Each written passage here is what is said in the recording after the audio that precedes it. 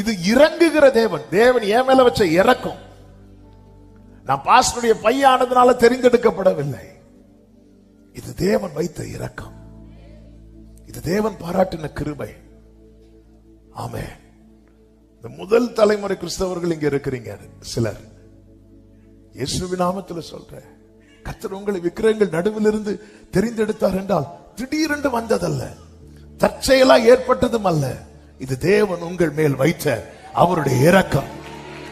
என் தகப்பனார் தேவனை அறியாத குடும்பத்தில் பிறந்து வளர்ந்தார்கள். 19வது வயதிலே கர்த்தர் அவர்களோடு இடைபடுகிறார், பேசுகிறார். ஆமென். கர்த்தருக்கு மகிமை உண்டாவதாக.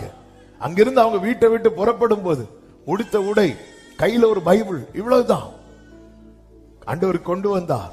இன்னைக்கு தலைமுறையை கர்த்தருடைய ஊழியத்தை செய்யும்படி கர்த்தர் ஏற்படுத்தி வைத்திருக்கிறார். இதெல்லாம் கர்த்தர் முன்னமே கண்டது.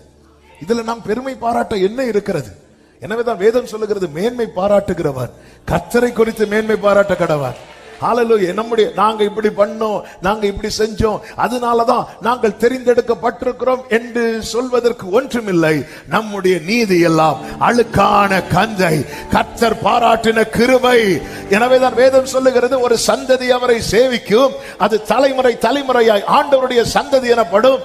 அந்த சந்ததி அவரே இதை செய்தார் என்று அவருடைய நீதியை பிரஸ்தாபப்படுத்துமா? ஆமென் சொல்லுங்க பார்க்கலாம்.